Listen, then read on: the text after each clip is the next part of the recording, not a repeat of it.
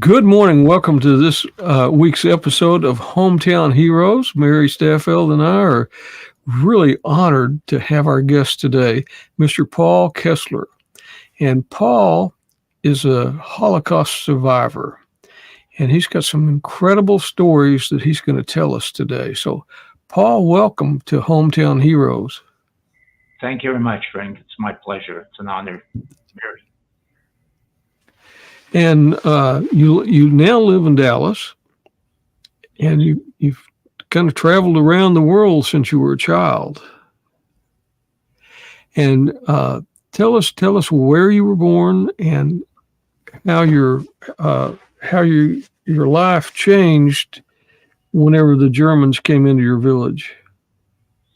Well, I was born by the way, in September 1939. So as you know, that's the year and month that World War II started, uh, when Germany invaded Poland. And it was a very small village in the very eastern part, what was then Czechoslovakia. Uh, Today, that village would be in Slovakia. Czechoslovakia split in 1989 after the fall of communism there, and now it's Czech Republic and Slovakia. So it was a very small village, about 3,000 people. Over 1,000 were Jews, about a third of the population, and fairly, I would say, most people were farmers. Uh, Probably not too well educated. There was some gypsies lived there, and it was 1939, but that place was probably in the late 1880s.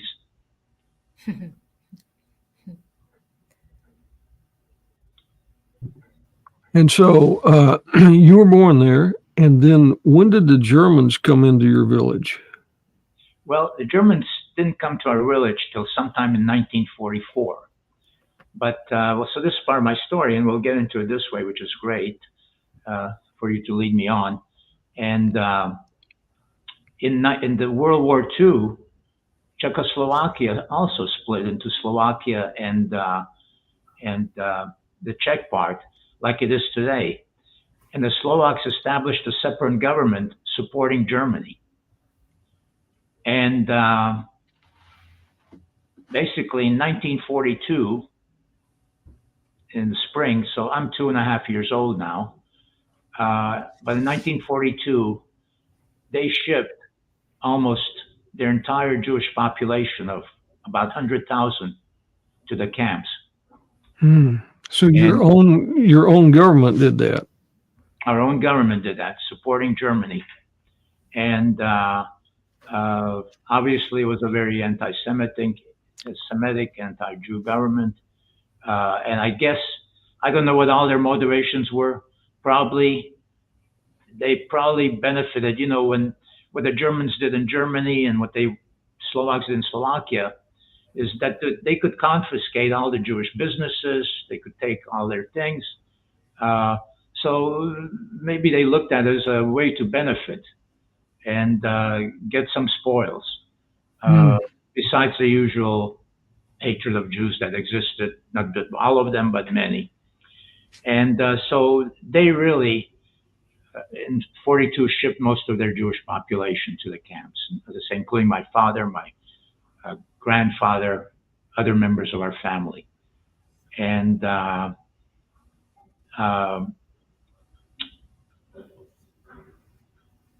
so, as I said, as you said, you asked me about the Germans. Well, they didn't come into that part of the world till 1944. So they had the Slovaks doing their business. Hmm. So we were near the border of Hungary, and that's when the Germans also came into Hungary, and a lot of Hungarians were shipped, and many of them died as of that year. So whenever your father and your other family members were sent to the camps, then you and your mother, did you just remain at the home you were in?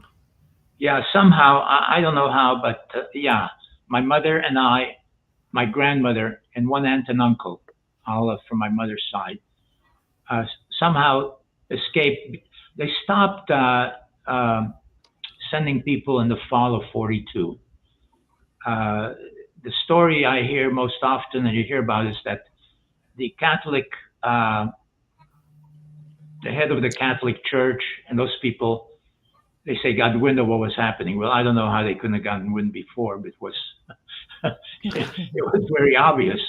But I guess maybe they wanted to look good, but they stopped the exportations. But by then, most of the Jews had been shipped to the camps. Mm-hmm. And so then we got word, I think in 1944, I don't know exactly when, that Germans were coming towards our village. And so my mom took I and the rest of the family, that was left, the five of us, we went to another village where supposedly it was safer and you could get work and what have you. And so this village was about 100 miles away. It was a trip of 5 days. And we went to that village and we lived there with two families that took us in.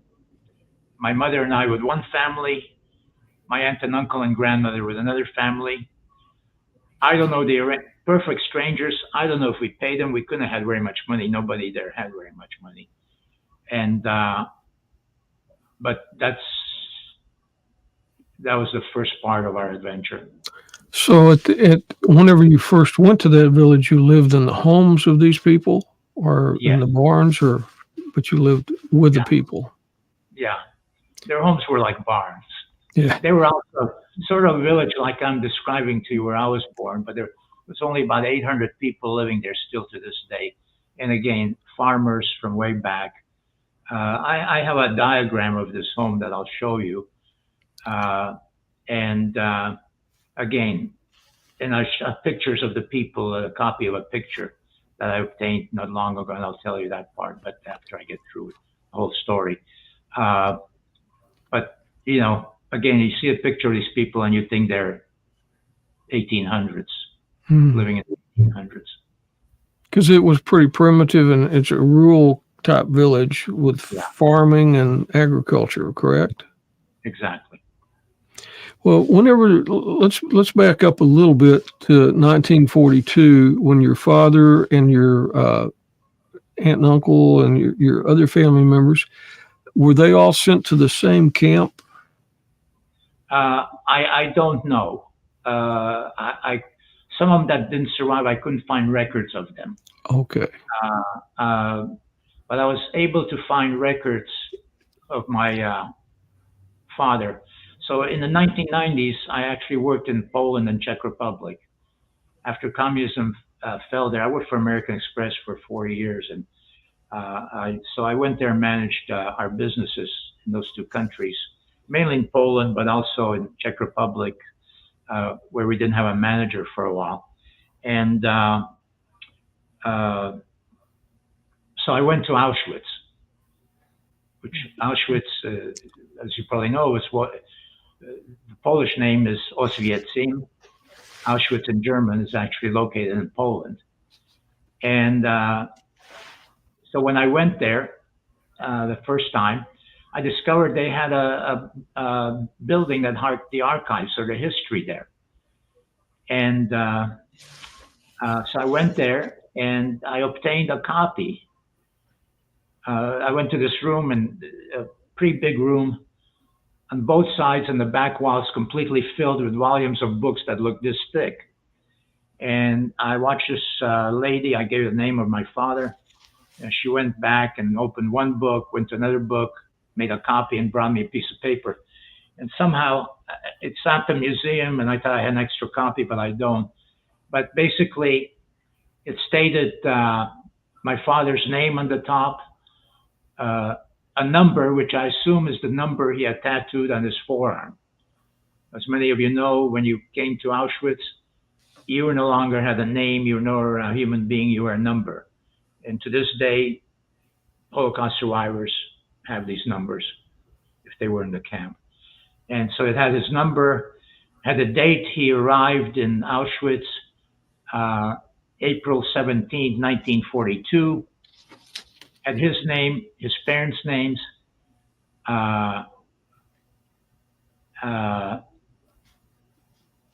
address in Slovakia, not Czechoslovakia, Slovakia, and the date he died, uh, June 10th, 1942. No reason given. And I found records later of my grandfather who died in a camp in Austria. I don't know if he went to Auschwitz first. Remember, this was 1942, but he didn't die till, unfortunately, January 45, which was not long before the war ended. Mhm. And then I have in the Holocaust Museum in Jerusalem, I found some other records. Uh, my grandmother eventually and other family members went to Israel, and they spoke there and gave any information they had, and that's on record at Yad Vashem, the Holocaust Museum in Jerusalem. That So that was your grandmother. That was your mother's mother. Yes, Okay, but your father's mother. Did she go to the camps? no, she had passed away already. Okay. Did you have any siblings? I understand I had a brother, but he was stillborn. Okay. Now I have a brother, he's stepbrother in Los Angeles. My mother remarried in 48, and my stepfather, also, he lost all his family in the Holocaust, and he was able to get us to come to North America. It was not easy. We had a quota, but after the communists took over in Czechoslovakia, and by the way, after the war, Czechoslovakia came together again. And the leaders of the government that separated in Slovakia and did all that bad stuff, most were tried for treason and executed. Mhm. So, but then in 1948, there was a coup, military coup in Czechoslovakia, and the country came under communist rule. And I guess my mother said, first the Nazis, now the communists, we need to leave here. And we managed to, my stepfather was able to get a friend of his in Canada to sponsor us. We went to Canada first. In 51, we came to Los Angeles, where my stepfather had a brother and sister, and they helped us to get started and so on. So you were still a child. I mean, you were 11 or 12 years old at that time. Came to Los Angeles, I was 12. And we didn't have anything. The communists, when you left Czechoslovakia, the only thing you could take with you was the equivalent of $50 and whatever you could carry, nothing else. They confiscated everything else you had. And I was still young, and I loved playing soccer, and I was known for playing soccer and eating ice cream in our town. And we came into this room, and I said to my mother, "Why did we come here? Nobody plays soccer, and we can't afford ice cream." Yeah. Soccer has certainly caught on in the United States over the last 20 or Yeah. 30 years. It has, yeah, which is good to see, but they have a long way to go to come up to the To the the quality. world standards. Yeah, they still have a ways to go. I mean, they've come a long way. So it was 1944 whenever the Germans came to the village that you were living in. Correct. And at that time, you and your mother had to leave. I mean, the home you lived in. Yes. So did you move to another village, or did you stay in that area? No, we moved to this other village where we stayed with these people. I told you Okay. it's about 100 miles away. At that time, it was called Zemyansky Kert, potato garden, translated. Now it's called Zemyansky Sadi. They changed the name, and that's a story I want to tell you when I get through with basically Okay. my basic story about the years I spent trying to find relatives of the people that saved us. And finally found them about 7, 8 years ago and visited 5 years ago. I'll tell you a little bit about that Okay. next year.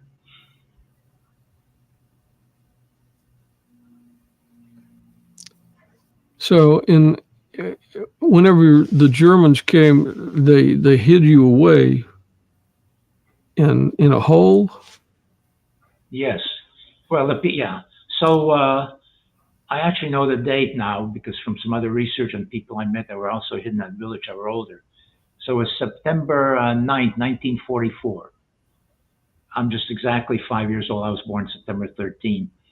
And we were awakened one morning by loud screaming, "Run, the Germans are here." And my mother and I were able to get on whatever clothes we had handy, and we managed to escape to the forest outside the village. No idea about my aunt and uncle or my grandmother who were living with another family there.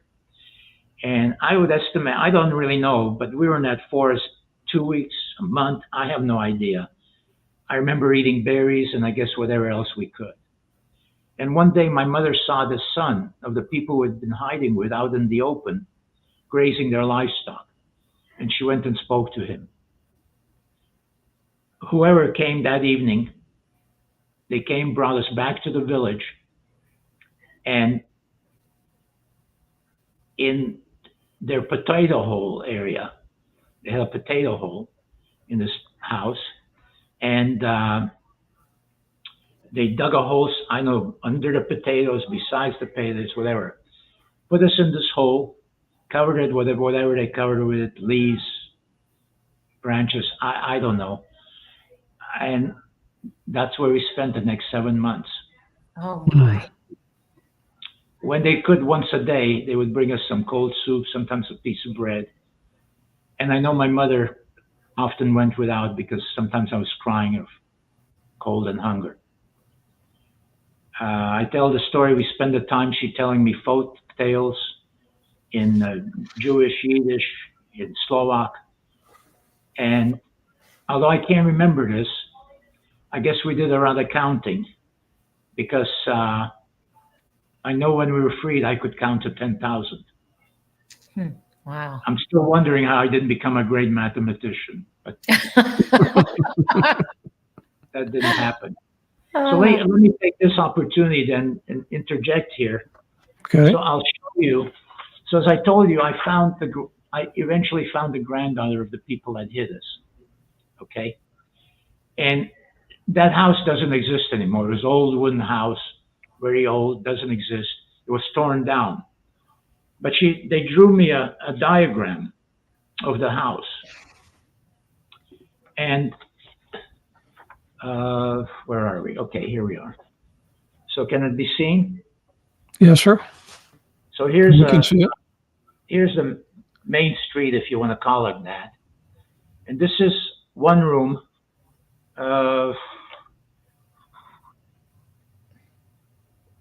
This is a room here. Okay. This is the kitchen. This is a storage area. This is the potato hole. And you see that sort of diagram, circular thing? Yes, sir. That's where we were hidden. Hmm. This is a stall. They had a horse there. So their animals were actually living attached to this house. And this is the last one down here is the poultry house. I guess they have chickens and what have you.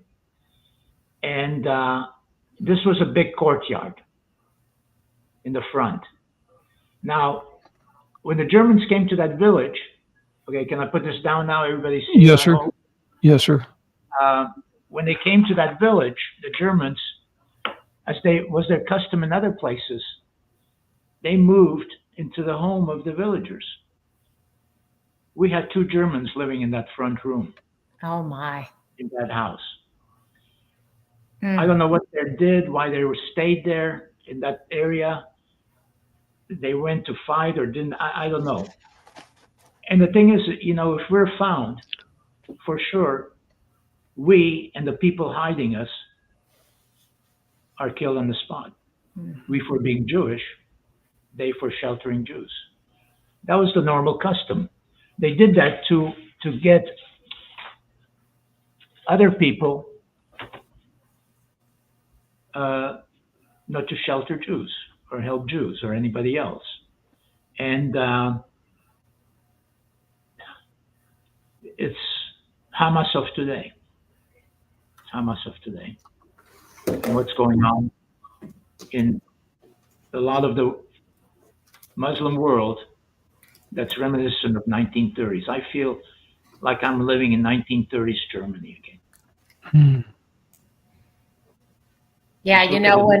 when all Look of at it. this when all this kicked off, Paul was heavy on my heart because, of course, I knew the story, and all I could think about was how Paul and other people that experienced what he did, how they were feeling with everything happening and what he's seeing happening in the streets in this country. And it just broke my heart so much that I had to reach out to Paul and just check on him, because it just really, really bothered me to think about that.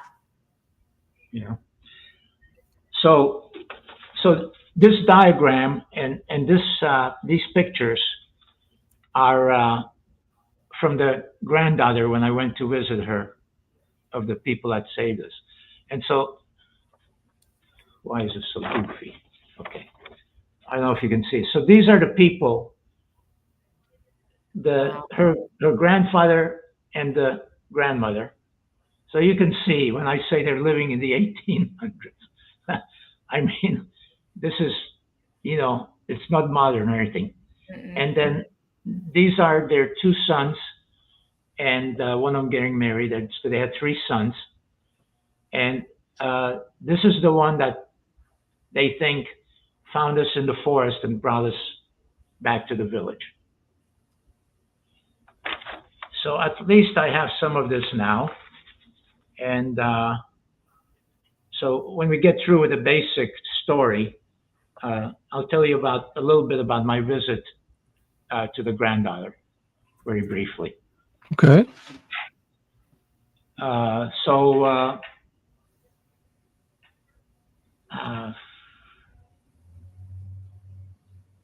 When I tell my story on my own, you're doing a great job leading me. I appreciate it. And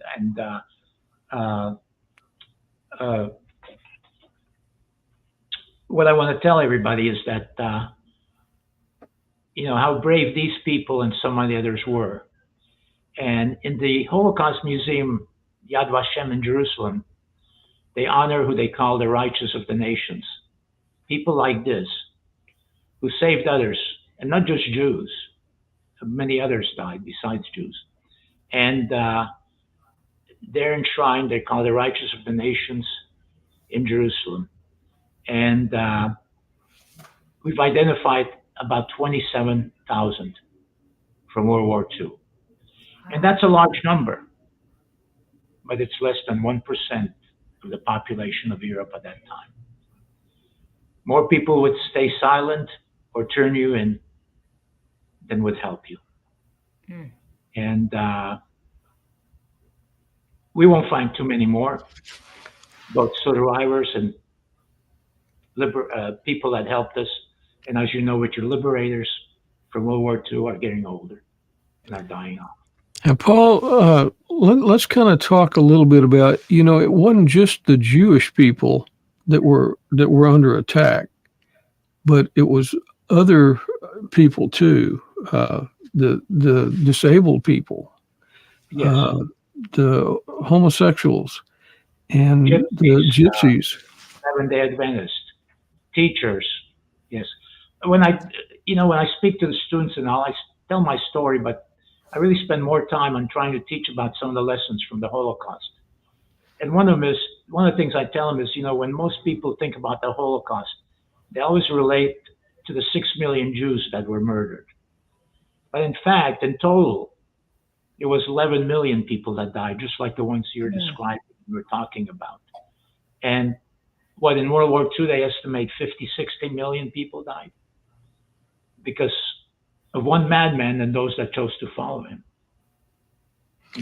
And not just the madman and the people that chose to follow him, but the people that knew what was going on that did nothing. The countries that knew what was going on and sat back and did nothing. Right. So,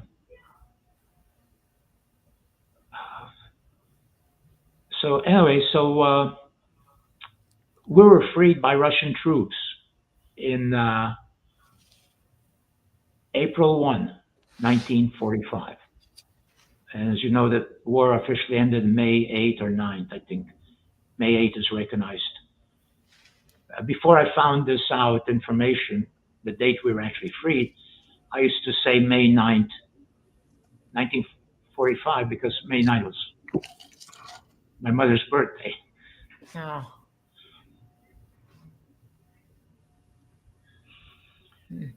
So we came out of that hole, and it was a beautiful sunny day, and we heard what sounded like celebration.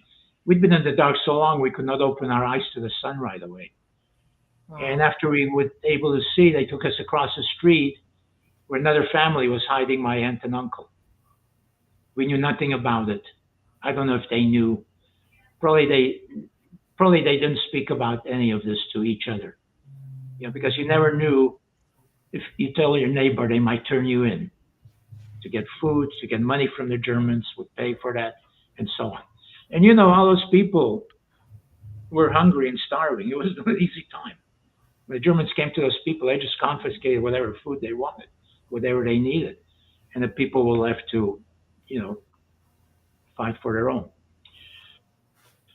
No sign of my grandmother. So after a few days, when we got some strength, we made our way back to our village. And luckily, our home was still there, and we moved back in. And about 2 weeks later, my grandmother showed up. Oh. So that day, the German came to that village where we were hiding. She was hiding behind a bush, and some people turned her in to the Germans. And she was shipped to Auschwitz, but luckily survived. And it was lucky because this was already September, and Auschwitz was actually liberated in January of 1945. So she was not there too long. And of our family, from over 20, 7 survived. Of the over 1,000 Jews in that village, 120 returned. Wow. And you were the only child. I was the only child to survive from that village, or the Jewish child, yes. My goodness. Child. Most children were killed where found. They didn't send them to concentration camps. They would be too much bother. And the mothers would be too much bother, worrying about the children. So they were usually found, taken out into the forests, dug mass graves, and buried in mass graves.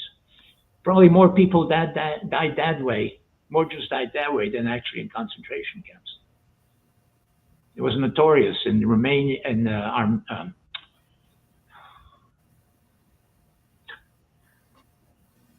in Russia and in the countries surrounding Russia where there was fighting and the Germans came through.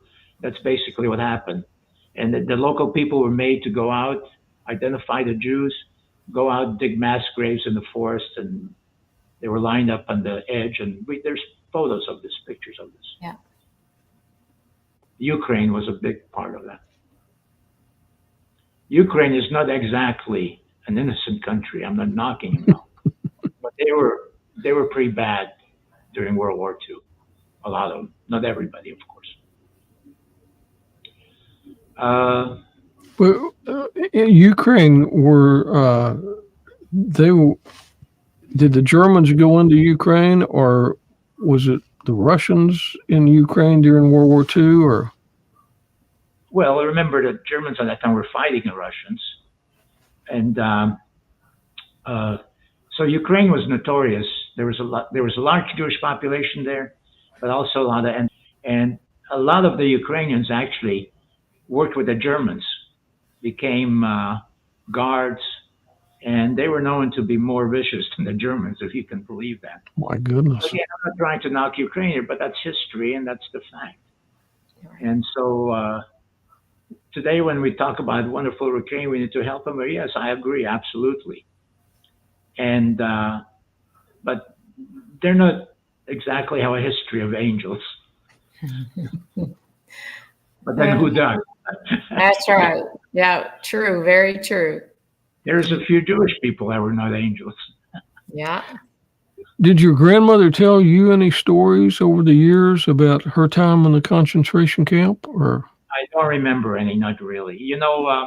I was very sick after the war.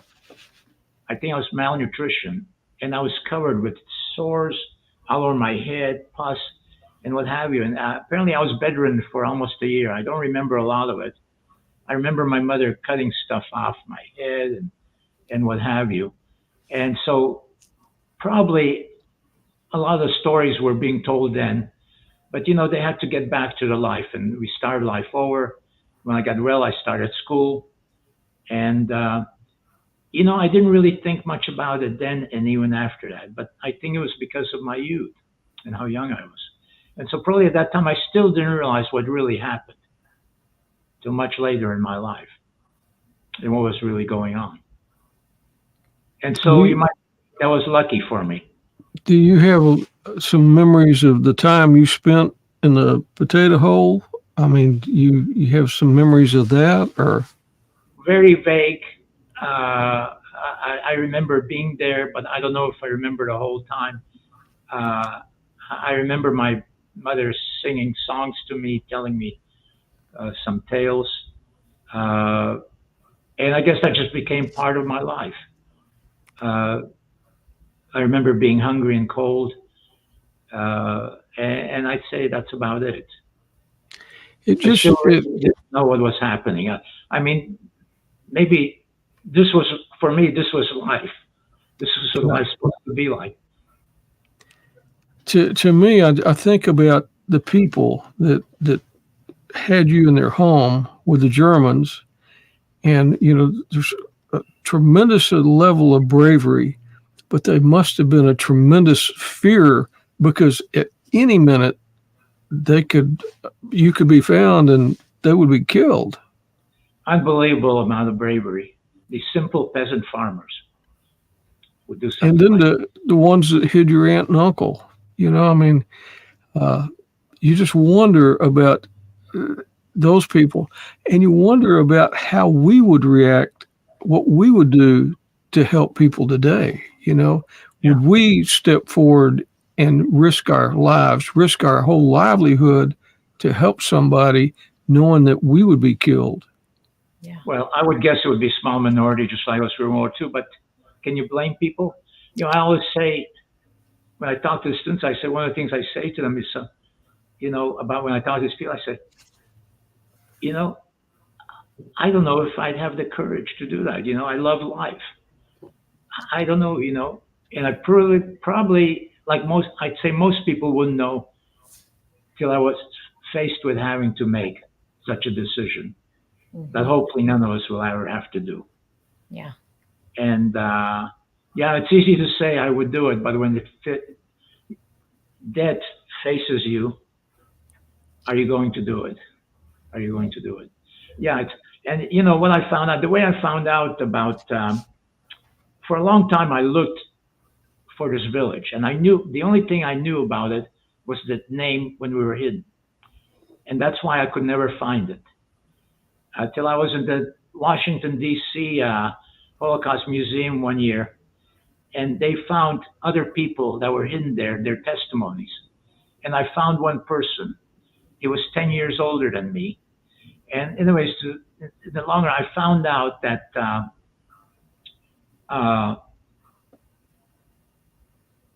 he gave me the information about the dates when the Germans came, about the dates when the Russians came in, and what have you. And his story was similar. But in that town of 800 people, there were 5 different families that hid Jews during World War II. Then you wonder what happened to them. Was there a lot of animosity, hostility toward those families after the Russians came in? I don't think so. Well, the Russians didn't stay there. Oh, you mean after Russia? No. Yes, sir. That was all. Life just went on, I guess. I remember when the Russians came. I still went 2 years to school under the Russian system that they put in, and it was a one room school. And no, it was all of a sudden it was a whole different life. We had a small farm. It was nationalized, 20 acres, which was big in those places at that time. And, it was nationalized. You have to sell to the co-op at the rates they specified. Uh, in school, on every wall, there was a picture of Stalin. And after 6 months, he was our God. And you were, and I went 2 years for that before we left. You went from Hitler to Stalin, Yeah. Yeah. Wow. Crazy. Paul, I'm curious about how do you stay quiet as a child in that hole? Because if you sneezed, if you coughed, if you cried, which are all very normal things for a child, I can't even imagine how because you have to be absolutely silent so they don't hear you. Well, I suppose during the day, the Germans were not in the house. They were doing whatever they were doing.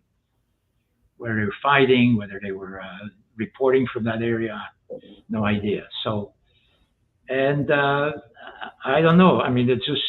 It's really hard to say. Yeah. I guess it was destiny and fate. A God thing. He gave Yeah, gave you the strength to do it. Yeah. And I believe in destiny and fate for sure. And I think you have to do that to be happy and accept what happens to you. Yeah.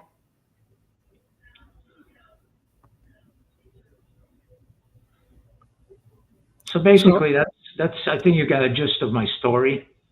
Then I spent time. I'm not going to into detail, but to students and all, one of the things I tell them about is how could we believe that this happened in 1930s Germany, probably the most advanced country in the world in medicine and technology, great history of culture. How could these people kill babies in front of parents and parents in front of babies? So you can't take anything for granted. I tell them to think. Don't just go along blindly and what have you. Then I tell them about what we talked about there's other people besides the 6 million Jews that were killed. And then I tell them about using their head and not believing everything they hear. So important today with our social all the social media. Social media. Yeah, they got it coming at them from every direction. Yeah, and this has formed their thinking and all. I said, God gave you this. Think about what you're hearing. Don't follow blindly. Right. And vote and think. And I tell them how important voting is. Hitler was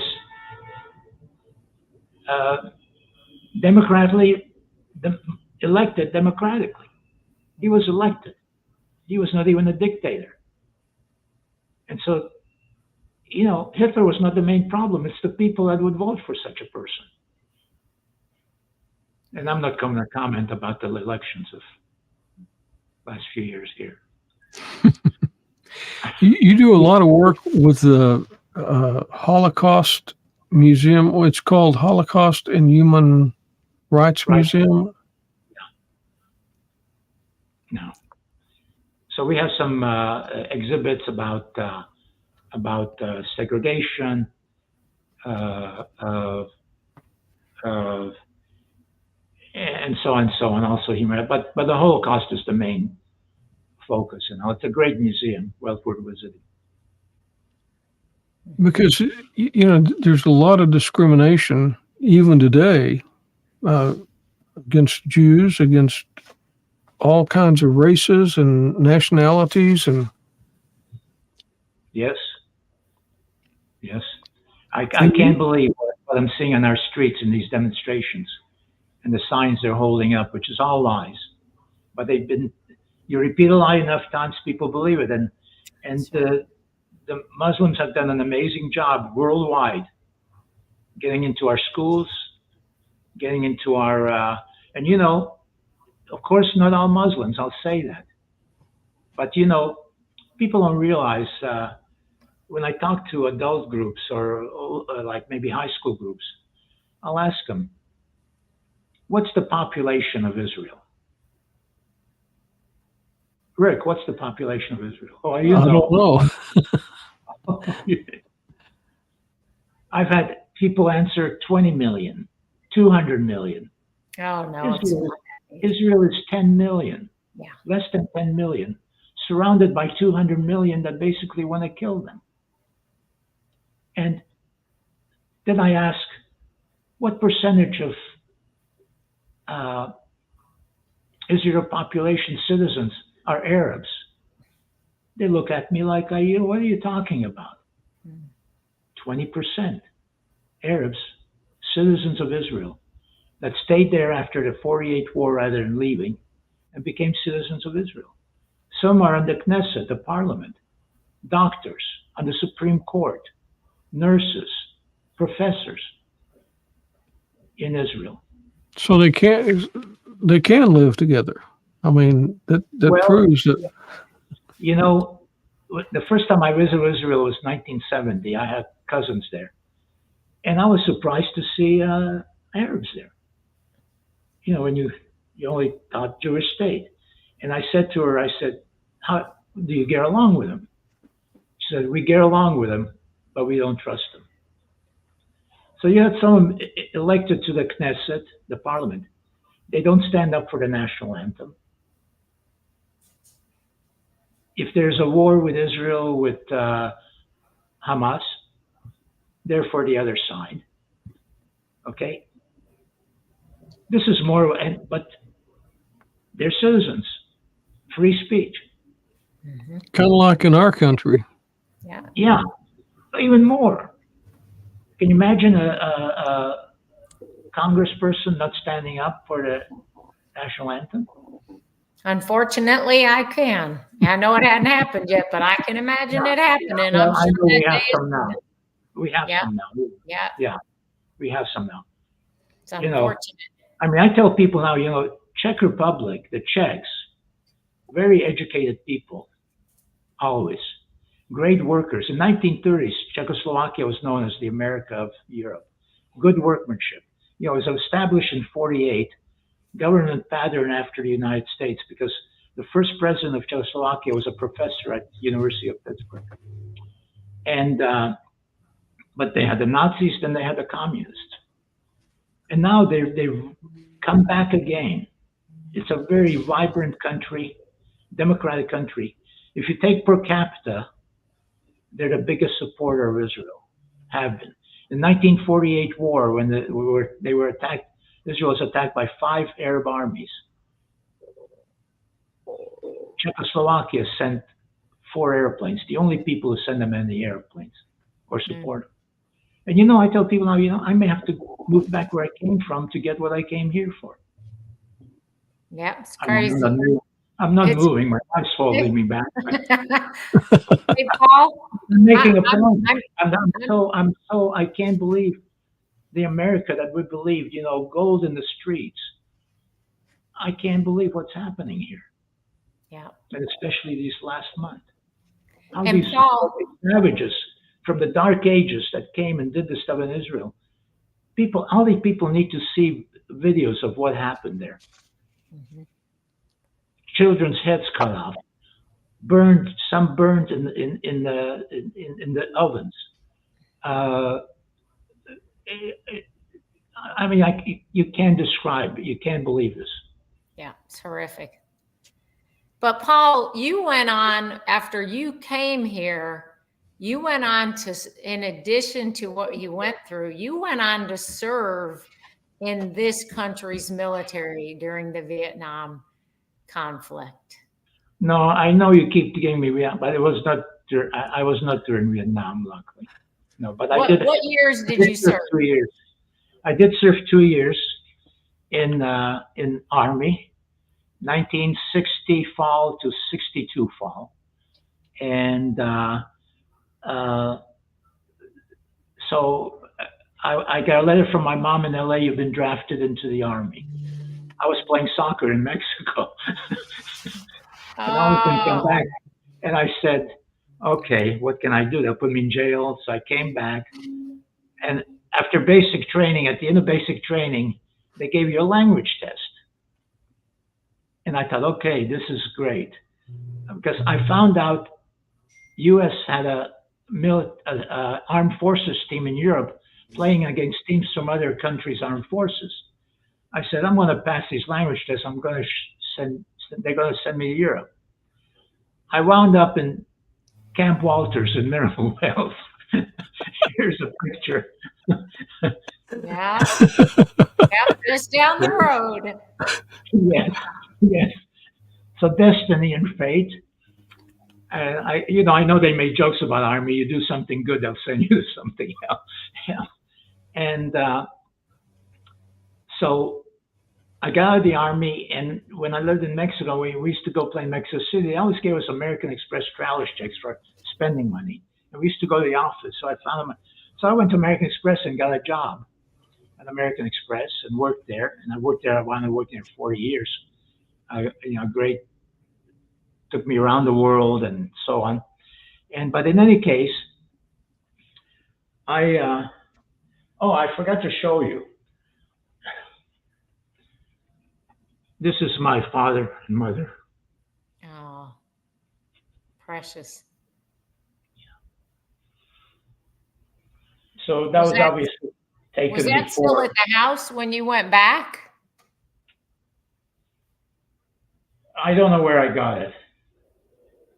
I guess we brought it from Europe. I found it here and so on. And so anyways.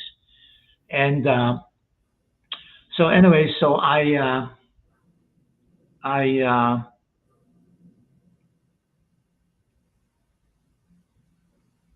thought, okay, so they sent me to eventually basic training, Middle Wells, where I spent time and got a job at American Express. And late 60s, maybe 1970, I don't know the year, I met this young lady that worked for a hotel company, a Mexican hotel out of Acapulco, Las Brisas, their national office in Dallas. And I did a lot of business with them. And so I would go to their office, and I met this young lady there on the first day she was working. And we wound up getting married in Montreal in 1976. Well, she grew up on a small farm west of Rutherford, about 10 miles from Camp Walters. Well, I was at Camp Walters. I was 21, 22. She was 14, 15. But anyways, this is my family I'm proud of. This was taken about 10 years ago, and you've met her. We used to come to the luncheons, and this is our son who we're proud of. He's got a law degree, but doesn't work in law. And now we have two grandkids, 2 years old and 2 months old. Aww. And so I have a lot to be grateful for.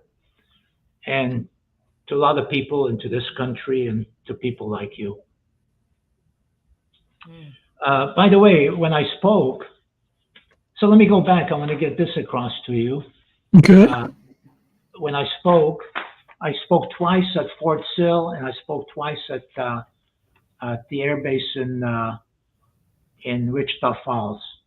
And this is one of the programs for Fort Sill. Okay. And they did Holocaust Remembrance Days. And each time they had a luncheon, and there was over 500 people at luncheon every time. Wow. And I found out later that actually they had to pay for their luncheons, but they still came. And what I know is that every military person that I've met or I know of are great supporters of Israel and the Jewish people.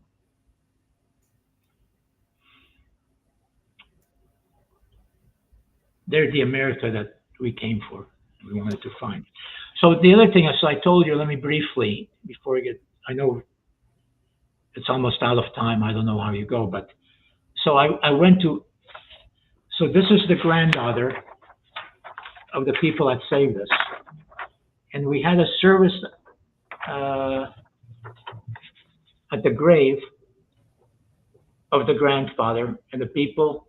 And there's a plaque we had made in Slovakian commemorating what they did that was later placed on their graves. And that's the Wow. granddaughter. And one of the things she told me was, she says, my mother used to tell me stories about this little boy and people. And she said, I never believed it for a long time. Wow. And she said, and unfortunately, she said her mother used to tell her, I wish I knew what happened to that little boy. Hmm. So we did one other thing before we went. Representative Granger's office, we had the American flag flown over the Capitol for one day. And then it was taken down and sent to me with a plaque commemorating the day in honor of this town, Semianske Sady, one in Slovak, one in English. And also Representative Granger, I happen to know her. She knows me, surprisingly. I met her at the lunch one day. She came up to me. And she sent a certificate, and we had it translated to Slovak and English. And this is hanging in the mayor's office, where we had a Wow. presentation. And these people just couldn't believe it. Because to Wow. them, to those small towns and those villages, America is still heaven and the land of hope. And so there was a lot of other pictures I have from that, but we did that in that town. And they just couldn't believe it. They were so moved. So a lot of tears, and I was so glad to find these people. And I brought some gifts. I didn't know what they would like and what have you. And before we left, I had an envelope. I didn't know what to get. I wanted to give the granddaughter some money to buy whatever she wanted to. They would not take it. They would not take it. Yeah. Because they didn't do it for that, right? They did it because they were moved Yeah. to care for their brothers and their sisters. Yeah. And, we used to be that way a lot more in this country too. But Yeah. it's really unfortunate. But thank God that they did what they did and that you were able to connect with that granddaughter. What a blessing. Yeah. Man. And I want to go back, but I can't leave my wife now because of her cancer. And so I'm stuck. I can't leave her for that long anyways, at this point, but we'll see how it goes.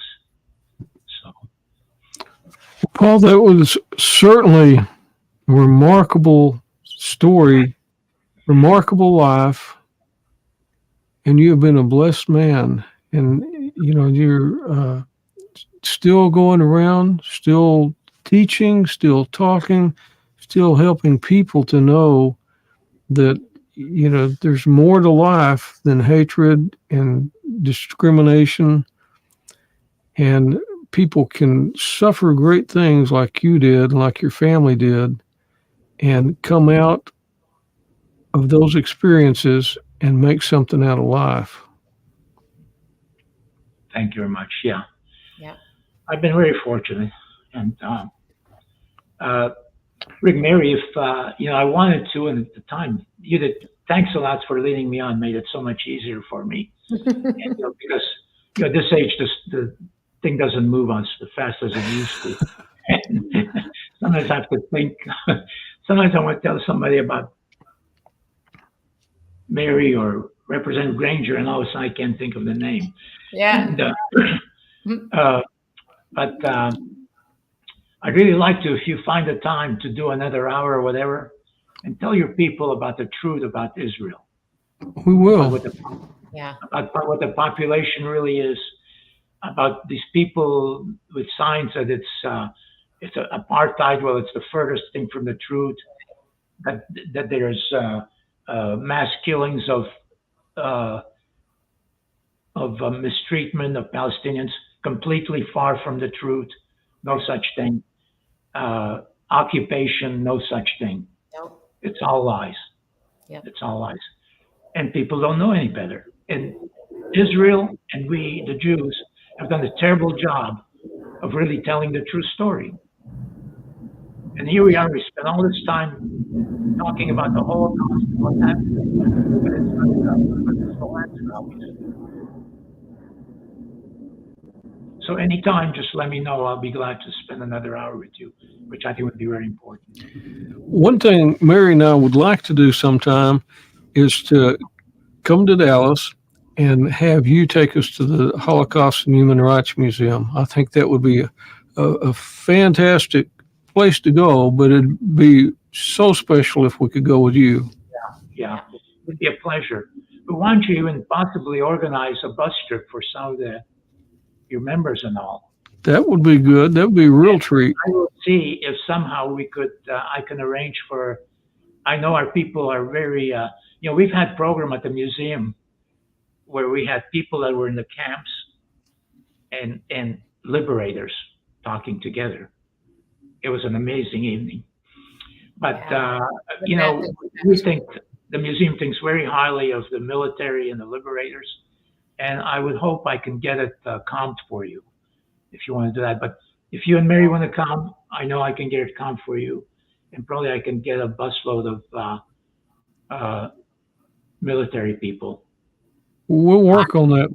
It would be a precious thing to do. It makes me think of Marvin Rudd, because Marvin Rudd was one of those people, and I know you know Marvin, and he was one of those people that was there to liberate. And his stories, though Marvin's not with us anymore, his stories remain with us as he talks about what it was like when he went in, and in the state of the people and how they just couldn't even believe or imagine that human beings would do this to other human beings. And I was in Germany for 6 months in 2009. I was deployed there, and I went to Dachau, and I went to the Anne Frank house, and you see these sites. And in 99, I went to Israel, and I was there for 10 days on a pilgrimage. And there's so much when you put it all together and you think about it. You really use, Paul, to your point, those critical thinking skills to think about and learn what's true and what's not true. And too often people later find out that they were misled, and then they're upset. Well, we've got to stop and start thinking before we get misled. Yeah. Rick, is there a way that I can access this, like to show? Yes, sir. Yes, sir. I'll send you a link a little later today, a YouTube link, and that way you can show it and send it to other people. Great, yeah. And so I'll send that to the museum. They'll see what we talked about. Very good, especially the comp part. I like that. Well, we owe you guys a lot. Yeah, we owe you a lot too. Yeah. Well, Paul, thank you very much for joining us today. Thank you. Thank you so much for all you do to keep the story alive and to be that reminder to people of horrible things that have happened to people, especially the Jewish people. Yeah. And we hope to see you at Roll Call. And it's been several years since you spoke there, but I would like to see you speak there again, because we've got a lot of new people that didn't get to hear you. I'll try. I can drive it forward. In fact, I got an email yesterday from I can't think of her name, the lady that's head of the Women's Republican Party in Weatherford. Mm-hmm. You probably know she's in banking, and I've spoken there a long time ago. She wants me to come and speak to them again, considering what's happening now in Israel. So I'm probably going to go there in January and speak to them. Well, let me know, because I'd like to come and hear you speak. Well, if she let men into the Women's Republican group. Yeah, they'll do it. They'll let us in. I think they might. Okay. Oh, But Mary, we talked about me coming to speak again, but I guess so. If you have a date, let me know and I'll let you know if I can make it, or a couple of dates. I'll certainly try. I will do. Absolutely, Paul. And you Yeah. will stay on my mind and on my heart because I just get so emotional when I think about you and what you've experienced and what you're having to deal with today. And I'll just continue to keep you in my prayers, my friend, and your wife too.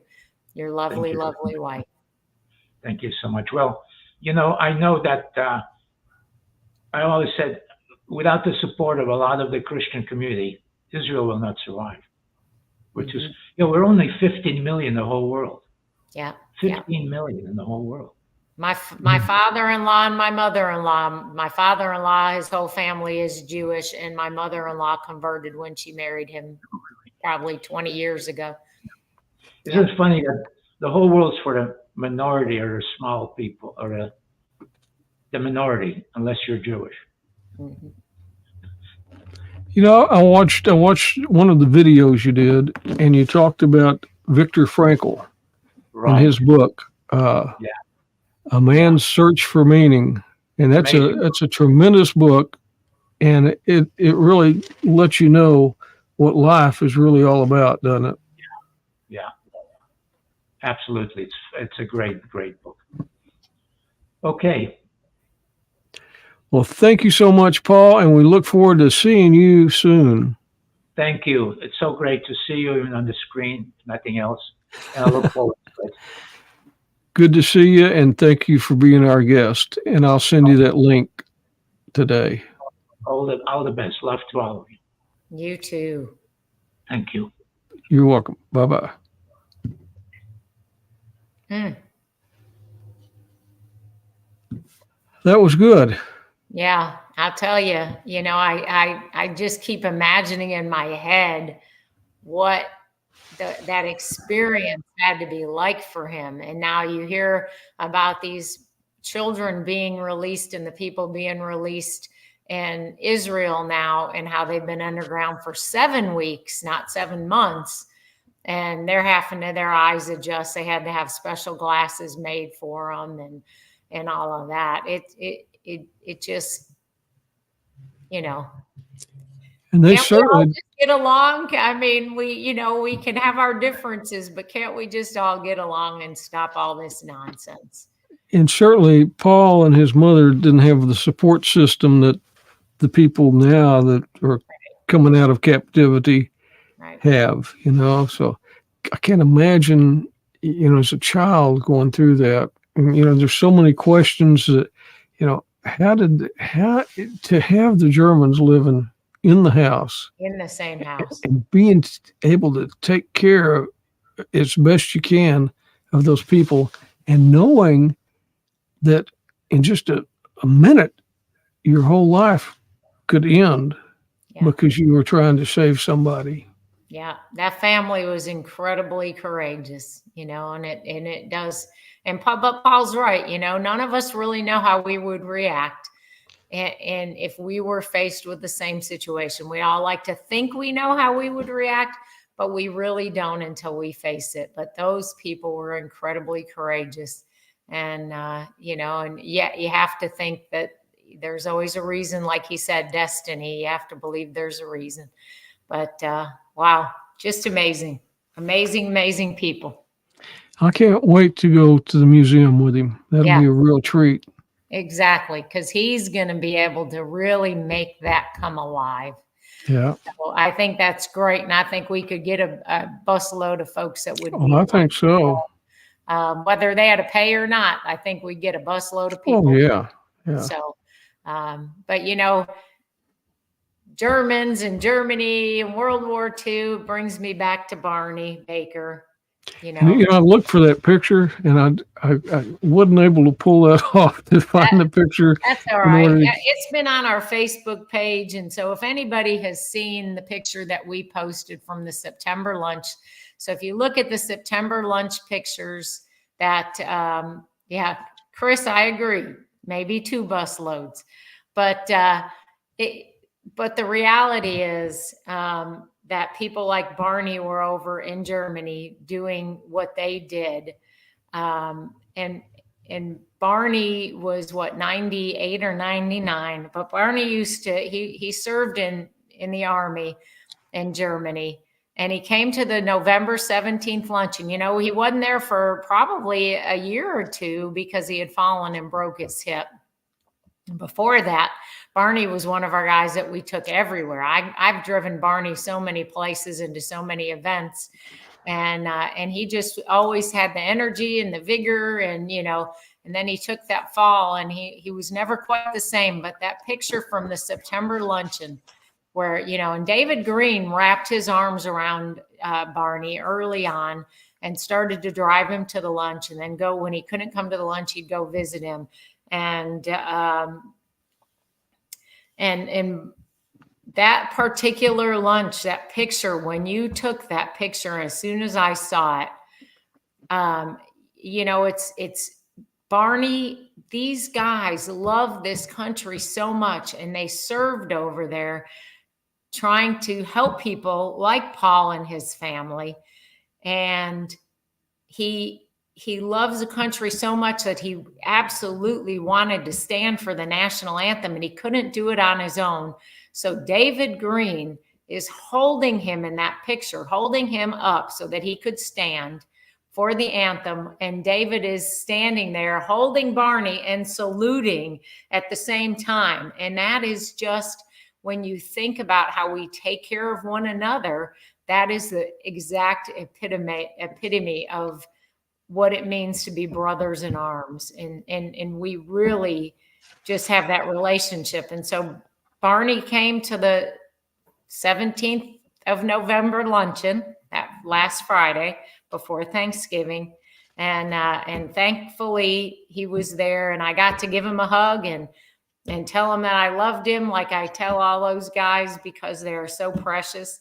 And the following Tuesday afternoon, he passed, and his daughter was in, and she was there with him. And how precious that time that we spend with those guys is just so precious. So keep Roxanne in your prayers, and his grandchildren, and just family that is missing him today. He's a great man. Great American. Yep. And that's what's so unique about roll call are those relationships that we have with all these many members of all the different generations who have served our country. Yep. You get to hear some amazing stories, but more than the stories, you get to know some amazing people. And you know, it's more than the stories. The stories are just a little snippet of a person's life. And when you're around these people like we are, and visit with them, you know, it's not talk about this battle or that battle or what you did here. It's just about life, you know. And I was with for the Sky Ball that afternoon. I was able to sit down with Mo Baker and do an interview. And Mo and I spent many hours. He was a prisoner of war in Vietnam for 5.5 years. Got shot down. He was flying an F-105. But, you know, all the times that we drove around to go to different functions, it wasn't stories about the war. You know, it's just stories about life. The same with Don, the same with Woody. Whenever you sit down with them, it's about, you know, I mean, Iwo Jima was 36 days out of Don Graves' life. Right. But he's had almost 100 years of life in all that time, you know. Mm-hmm. And it's more about the person, just like Barney, you know. These guys are great guys and love our country. Yep, absolutely. Roll call's coming up. Is it the 8th? Just a week or so away, isn't it? It's next Friday. So the RSVP line is open. You can go to the website. You can go down below the mission statement. There's a little blue button that says RSVP. If you haven't done it already, you want to get after it, because we are up over 300 last I looked last night. So I'm sure that it's gone up from there because I haven't even sent out the newsletter yet. I'm getting ready to do that shortly. So for those of you that wonder what happened, usually I do one that's November and December, and then I don't have to worry for this short period of time about sending one out. But I didn't do that this time because I had so much information to put in the one for November. So I'll send that out today, but I just, between the holidays and school, I'm about, I think, about 10 days from being done completely with school. Thank goodness. And That's a big relief. I know, graduation's the 15th of December. So we'll, that will free up a ton of time for me. But between everything going on, I just got a little bit behind. I didn't look at email. I didn't look at the roll call phone, nothing. So if you're wondering out there why I haven't responded to you, if you've called me or you've texted me or you've emailed me, that's why. Because until about 4 o'clock last night, I literally for at least 5 days have not even looked at any of those things, just because between family being here and going to family and cooking and baking and schoolwork and everything else, I just had no time whatsoever. This has been a busy year. And it's been an incredibly busy year. It's winding down. Yes, it's been a busy 4 years. You know, I look back and I have been in the position of president of Roll Call for going on 4 years now. And, you know, eventually I won't be in that role anymore, but I will continue in that role for, you know, up until whatever point we've removed some things in our bylaws. So I'm going to continue to remain in position until a time that it seems like it's the right time and we have the right person, the right succession plan in place. But in the meantime, I have a lot of work to do. So we got a lot of stuff coming up still. And Friday night, we're going to have a big event with honoring Don Graves and hopefully John Boswell. We're working on making sure the two of them are there. And next Tuesday, or I guess not next Tuesday, but the Tuesday after, I'll be able to share some more information about several things coming up that we'll be looking for y'all's help. So when you get the newsletter, make sure that you look at it. If you're a roll call member, you get the newsletter, make sure you look at it, because we're going to do another pantry drive for the Joint Reserve Base food pantry and stock them up a little bit again and see how we can help out wherever we can help out. We got a lot of things still coming up, you know, with roll call. This next weekend is Holidays and Heroes. And our friend Liberty Phillips is going to speak, I think, this Saturday down in Granbury at the Daughters of Mega Revolution, the Elizabeth Crockett group down there. So get to see Liberty, and then Larry O'Neill, the guy that helped us get this podcast started and let us use his facility for over a year. His bike drive's going on. You can go to Fort Worth Memories Facebook page and find more about that. And you can probably hear the sound of freedom going over my house. I had to mute my microphone several times because those F-35s are a lot louder than you think they are. Yeah, they're very loud aircraft. They've been over here too, but I didn't even mute. So I'm sure you guys still heard. Indeed. Well, Mary, thank you for being here. I'm so glad that you got us connected with Paul so we could get him on the program. Very good time to be talking about the Holocaust and Israel and things that really did happen, you know, in our history of the world. So absolutely. And we will see you next week on Hometown Heroes.